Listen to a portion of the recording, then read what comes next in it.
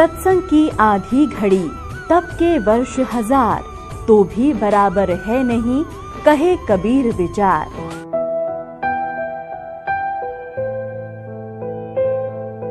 गुरु बिन काहू न पाया ज्ञाना, जो थोथा भूसड़े मूड किसाना। अब जैसे धान निकाल लिए हो और पराल पड़ी हो और उस पराल ने कोई कूट रहा हो, क्या वो बुद्धिमान हो सकता है? तो ये जितने भी आज तक हमारे धर्मगुरु थे, ये भूस कूटते थे और कणक का इन्हें पता नहीं था इसमें है कहां। तो कहने का भाव ये है कि परमात्मा ये कहते हैं, गुरु बिन काहू न पाया ज्ञाना, गुरु बिन वेद पढ़े जो प्राणी, समझे ना सार रहे अज्ञानी। श्री देवी भागवत पुराण और छठे स्कंद में 414 पृष्ठ पे व्यास जी बता रहे, कह रहे कि राजन, सतयुग के ब्राह्मण वेद के पूर्ण विद्वान होते थे और वो दुर्गा की पूजा करते थे। खाक विद्वान थे वेद के। वेद में है कहीं दुर्गा की पूजा का प्रावधान, या गीता में है कहीं दुर्गा की पूजा का प्रावधान? तो पुण्यात्माओं, तो कहते हैं, एक ना भूला दो ना भूली, भूली सब संसारी। दास गरीब या चूक धरोधर, ये सब जगह ही चूक थी, कमजोरी थी, कमी थी, इनको ज्ञान नहीं था।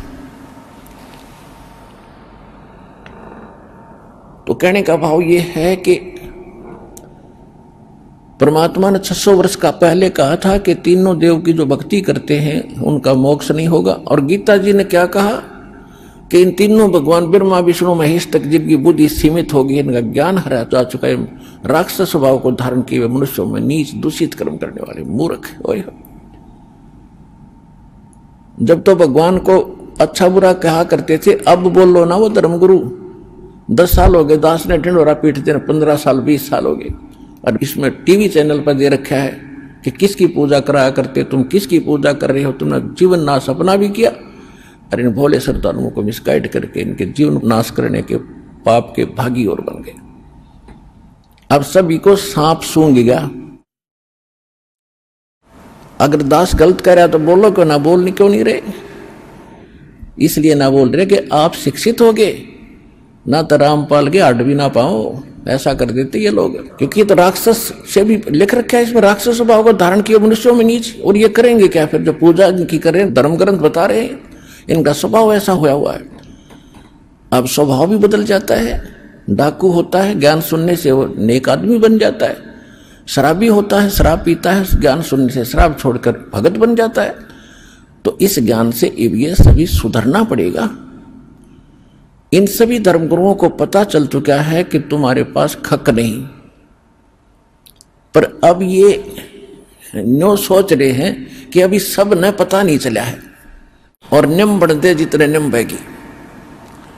एक पंडित जी था, वो काशी विद्यापीठ पढ़ कर आया था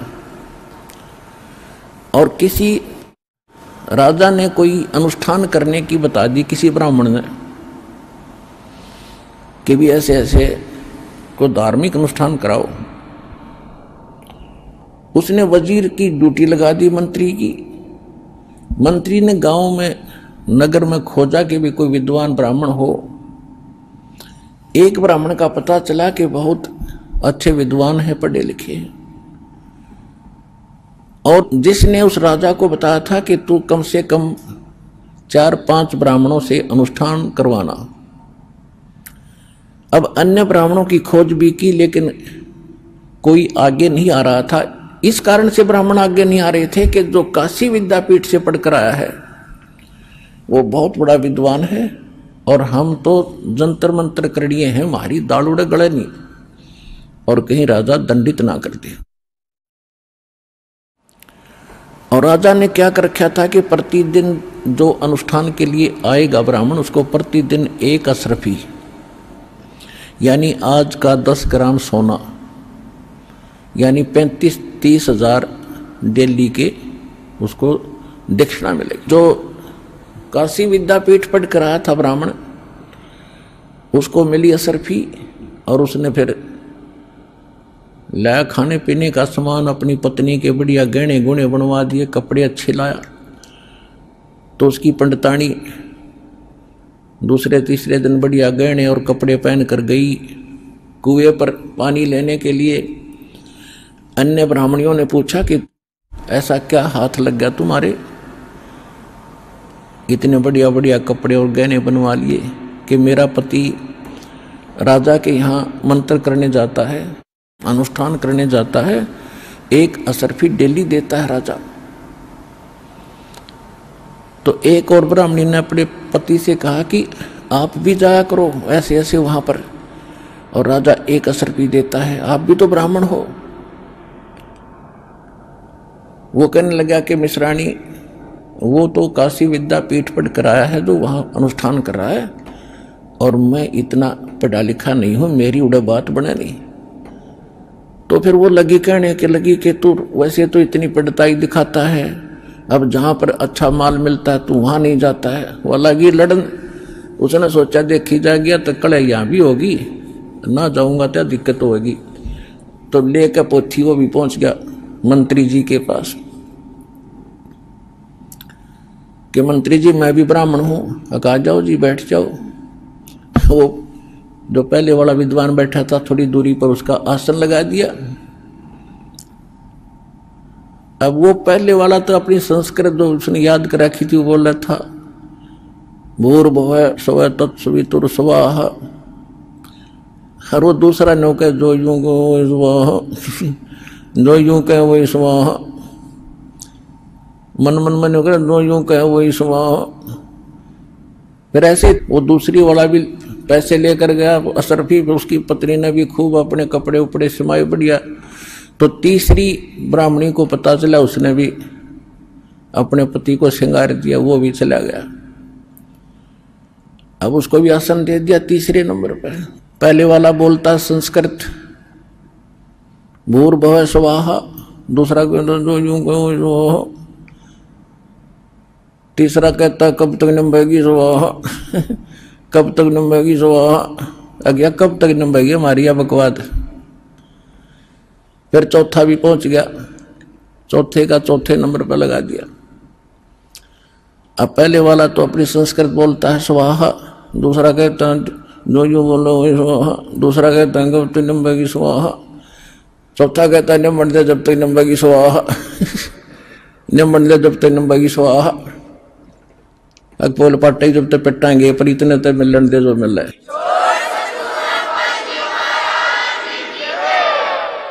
तो इन धर्म गुरुआ गेलना ऐसे बन रही है कि निम्बन दे जब तक निम्बेगी स्वाहा फिर तो सवा होना ही है, क्योंकि सब सफाया होगा इनका, इनको कहीं छुपने को स्थान नहीं मिलेगा।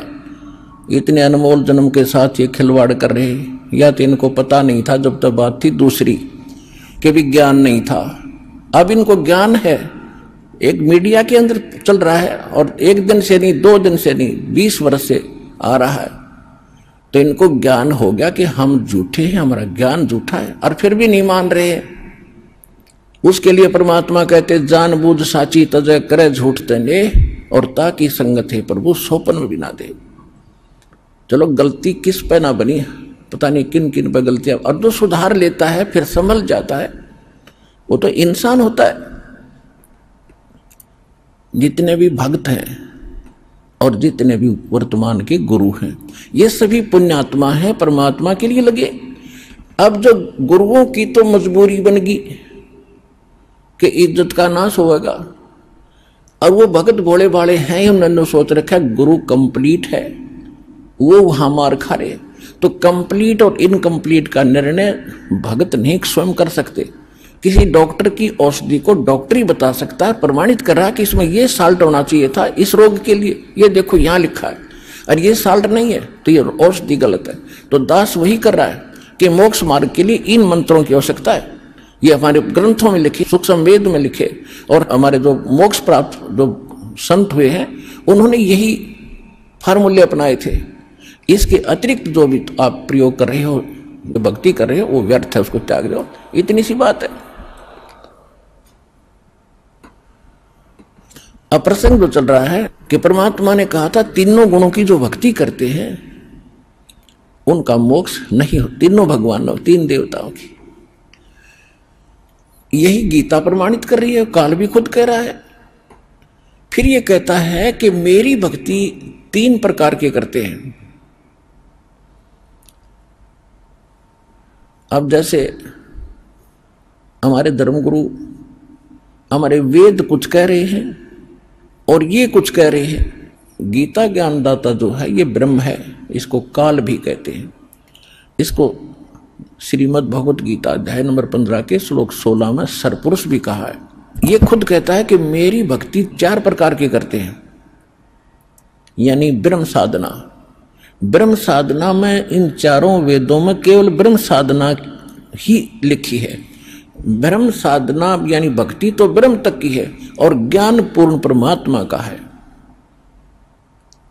यहां ये ऋषि लोग यहां मार खा गए, इनको ज्ञान नहीं था, गुरु इनको मिले नहीं, कंप्लीट संत इनको पूर्ण संत मिले नहीं, जिस कारण से इन्होंने ओम नाम जो गीता ज्ञानदाता, वेद ज्ञानदाता ब्रह्म का है, सरपुरुष का है, इस मंत्र को इन्होंने कंप्लीट गॉड का मान लिया, पूर्ण परमात्मा का मान लिया गलती से।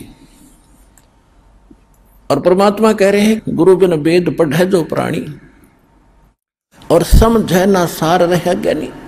गीता अध्याय नंबर 4 के श्लोक नंबर 32 और 34 में कितना गजब का ज्ञान बता रखा है कि अर्जुन, गीता अध्याय नंबर 4 के श्लोक 32 में कहा है कि जो परमात्मा ने स्वयं आकर अपने मुख कमल से जो अनुष्ठान यज्ञों की जानकारी विस्तार के साथ दी है, उसको सूक्ष्म वेद कहते हैं, उसको तत्व ज्ञान कहते हैं। उसको मैं नहीं जानता और उसके अंदर कंप्लीट यानी विस्तार के साथ बताई गई है। उसको जानने के बाद फिर सभी कर्मों से तू मुक्त हो जाएगा। चौथे अध्याय के 34वें श्लोक में कहा है कि उस तत्व ज्ञान को तत्वदर्शी संतों के पास जाकर समझ, यानी गीता ज्ञानदाता उससे अनभिज है। तो उसे अनभिज है तो वो पूर्ण मोक्ष हुआ कैसे? वो तो अपनी साधना बता रहा है। 8वें अध्याय के 13वें श्लोक में ओम इति एकाक्षरम ब्रह्म व्यवहारण मामनुसमन ये पर्याति तदंदेहम सयाति परमाम गति। माम ब्रह्म यानी मुझ ब्रह्म का, ओम केवल यही एक अक्षर है, नथिंग एल्स।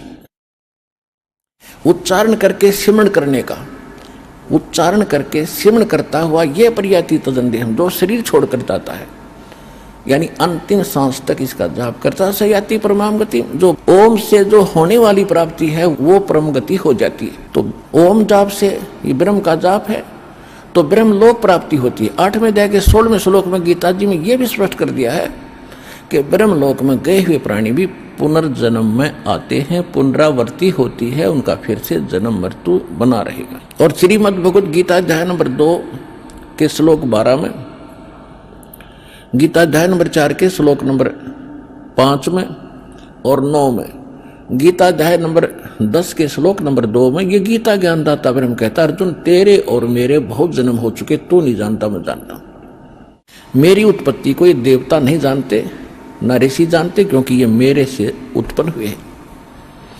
तो इससे सिद्ध हो गया कि गीता ज्ञानदाता स्वयं नासवान है। तो और ये इसकी साधना किया हुआ ब्रह्मलोक में जाता है, ब्रह्मलोक में गए प्राणी फिर पुनरावृत्ति में होते हैं। ये पूर्ण मोक्ष नहीं हुआ, ये परम शांति नहीं हुई। कौन सी? जो श्रीमद् भगवत गीता अध्याय नंबर 18 के श्लोक नंबर 62 में कहा कि अर्जुन तू सर्वभाव से उस परमेश्वर की शरण में जा जो गीता ज्ञानदाता से अन्य है। उस परमात्मा की कृपा से तू परम शांति को और सनातन परम धाम को प्राप्त होगा, शाश्वत लोक में चला जाएगा।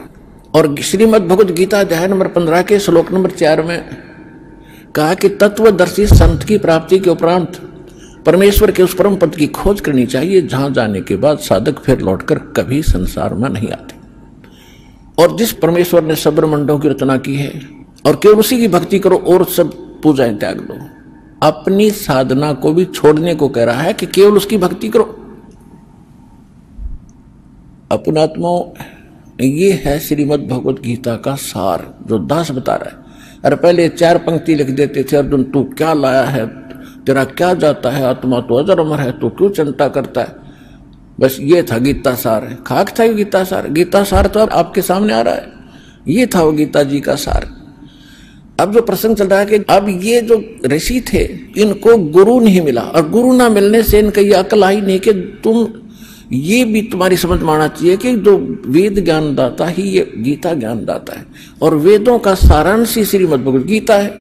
तो वेद में यजुर्वेद अध्याय नंबर 40 के मंत्र नंबर 10 में ये वेद ज्ञान दाता खुद कहता है कि कोई तो परमात्मा को संभवात कहता है। संभवात माने जन्म लेने वाला, जैसे अवतार रूप में राम और श्री कृष्ण आदि मानते हैं। और कोई इसको असंभवात कहता है कि जन्म लेता ही नहीं, वो अजन्मा है, अजरो अमर है, वो कभी प्रकट नहीं होता। लेकिन इसकी सही जानकारी तो तत्वदर्शी संत बताएंगे, उनसे सुनो। तो इनकी अकल वहां नहीं गई कि ये क्या लिखा है। ये तो वेद ज्ञानदाता खुद कह रहा है कि वो तो कोई और बताएंगे, तत्वदर्शी संत बताएंगे। और यजुर्वेद अध्याय 40 के मंत्र 15 में उसमें लिखा है कि वायु अनिलम अथितम भस्मांतम शरीरम, भस्मांतम शरीरम, शरीर के अंत होने तक इस मंत्र का जाप करना है। कौन से का? ओम कर्तु समर किलबे समर कर्तुम समर। ओम नाम का जाप काम करते करते सिमरण करो, विशेष कसक के साथ श्रद्धा के साथ सिमरण करो, और मनुष्य जीवन का मूल कर्तव्य जानकर ओम का सिमरण करो। अब ये कह रहा है कि यजुर्वेद अध्याय नंबर 40 के मंत्र नंबर 15 में तो इसने ये बता दिया। यजुर्वेद अध्याय नंबर 40 के ही अंतिम मंत्र, और यजुर्वेद का अंतिम मंत्र है, ये अंतिम अध्याय है और 17वां अंतिम मंत्र है, श्लोक है। उसमें वेद ज्ञानदाता कहता है कि वो पूर्ण परमात्मा तो परोक्ष है, ऊपर है, वो तो गुप्त है, उसकी जानकारी मुझे भी नहीं है। और मैं ब्रह्म हूं, मैं ब्रह्म लोक में रहता हूं, और मेरा ओम नाम है। तो इनका अकल में नहीं आई कि जब और परमात्मा है तो मंत्र करे ओम ब्रह्मकार, वो कहता कोई और भगवान है। उसके विषय में यजुर्वेद अध्याय नंबर 5 के मंत्र 32 में कहा कि वो कौन है। उसी कसी माने जो परम शांतिदायक है। कबीर असी, वो कबीर अंगारी असी बंभारी असी, वो कबीर है, वो परमात्मा कबीर देव है जो पापों का नाश करने वाला है। और बंभारी, अरि माने शत्रु, बंभर माने बंधन, यानी जो बंधनों का शत्रु है, हम उसको बंदी छोड़ कहते हैं। और परमात्मा खुद भी कहते हैं बंदी छोड़ हमारा नामम, अजर अमर है अस्थिर ठामम, अमर करूं सतलोक पठाऊं, तात बंदी छोड़ कहां।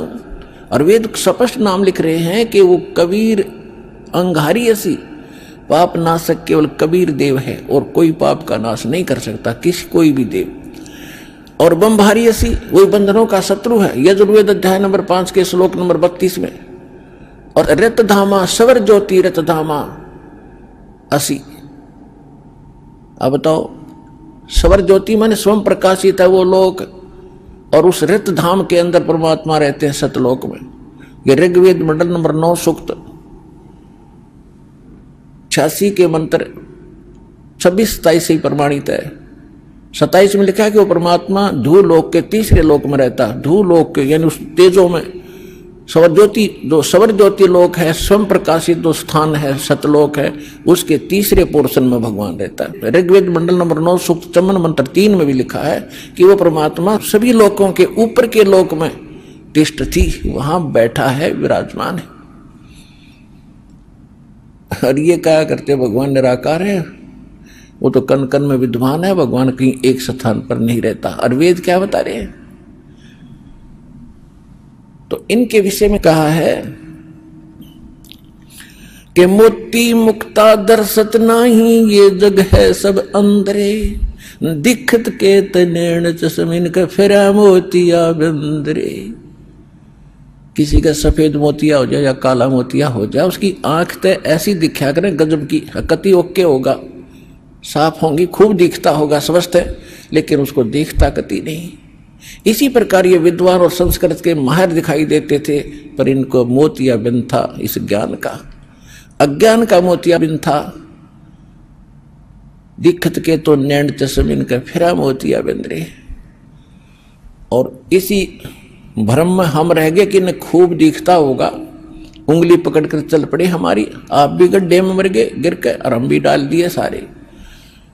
तो अब इस मोतियाबिंद का ऑपरेशन, अज्ञान रूपी मोतियाबिंद का ऑपरेशन करने की सेवा इस दास को प्राप्त हुई है। पूरा विश्व आओ और ये ऑपरेशन कराओ और ठीक मार्ग ग्रहण करो।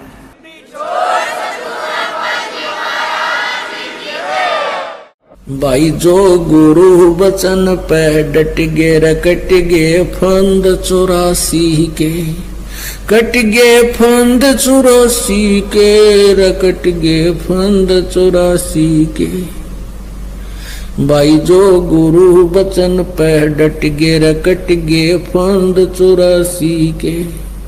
वस्तु मिली ठोर की ठोर, मिट गई मन पापी की दौड़। और अधिक जानकारी वसंत रामपाल जी महाराज जी से निशुल्क नाम दीक्षा प्राप्त करने के लिए संपर्क करें। हमारे संपर्क सूत्र हैं 8222880541, 8222880542। आप नीचे स्क्रीन पर दिए गए हमारे अन्य नंबरों पर भी संपर्क कर सकते हैं।